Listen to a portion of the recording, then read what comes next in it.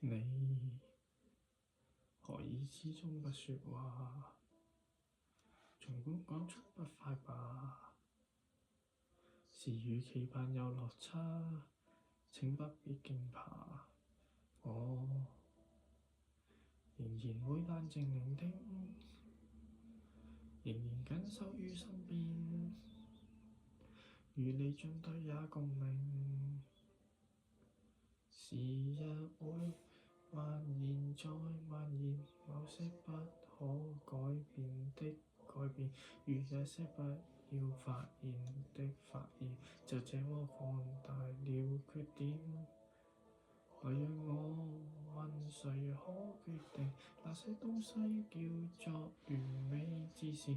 我只懂得愛你在每天。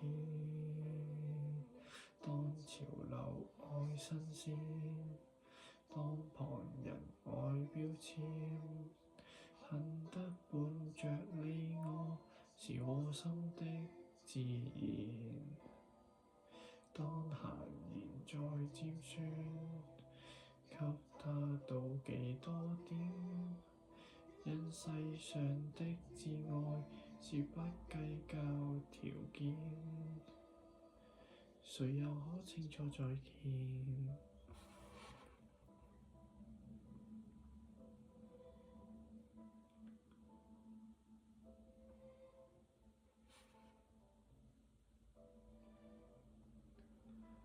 美難免總有些缺陷，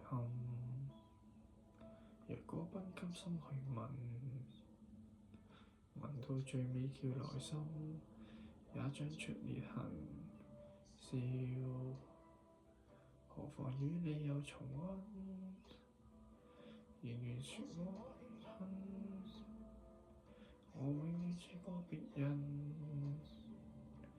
期待未沒完，愛沒完，放開不必打算的打算，作一些可以約定的約定，就抱緊以後每一天。其實你定然都發現，我有多美達完美事情，我只懂得在努力每天。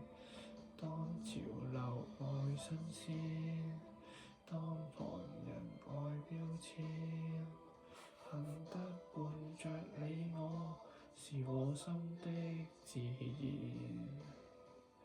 當閒言再尖酸，給他妒忌多點，因世上的摯愛是不計較條件，誰又可清楚看見？